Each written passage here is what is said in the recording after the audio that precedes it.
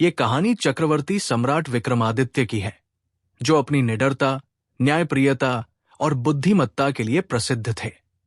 एक बार विक्रमादित्य के छोटे भाई के तपस्या के लिए जंगल चले जाने पर देवराज इंद्र ने राज्य की सुरक्षा के लिए एक देवता को भेजा। जब विक्रमादित्य वापस राजधानी लौटे तो देवता ने उन्हें पहचानने से इनकार कर दिया और उनसे युद्ध करने की मांग की। भीषण युद्ध के बाद देवता ने विक्रमादित्य की शक्ति और पहचान को स्वीकार किया और एक रहस्य उजागर किया। देवता ने बताया कि उनके जन्म के समय 3 मनुष्यों का जन्म हुआ था। एक राजा के घर, दूसरा तेली के घर और तीसरा कुम्हार के घर।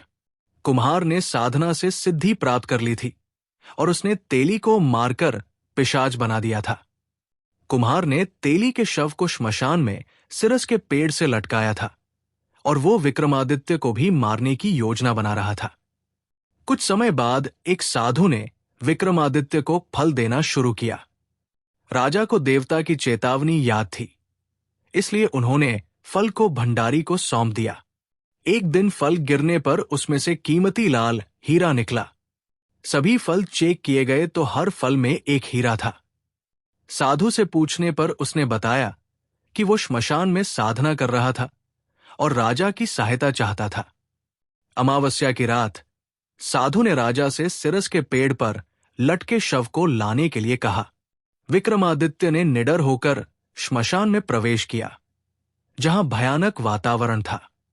वहां उन्होंने पेड़ पर लटके शव को उतारा, लेकिन शव बार बार पेड़ पर जाकर लटक जाता। यह शव वास्तव में बेताल था। बेताल ने राजा से कहा कि वो उसे साधु के पास ले जा सकता है, लेकिन कुछ शर्तें थी। पहली, राजा रास्ते में कोई बात नहीं करेगा, और दूसरी, बेताल राजा को कहानियां सुनाएगा। यदि राजा ने कुछ कहा तो बेताल वापस पेड़ पर चला जाएगा। रास्ते में बेताल ने पहली कहानी सुनाई।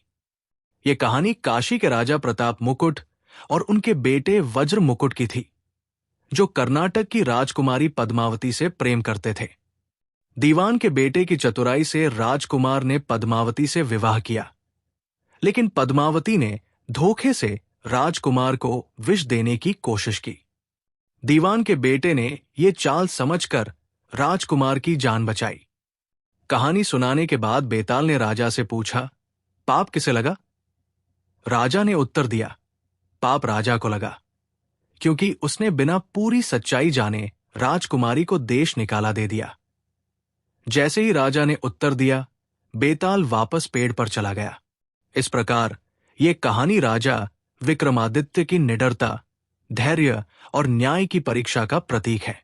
बेताल की कहानियों के माध्यम से नैतिकता, विवेक और न्याय के गहरे संदेश दिए गए हैं।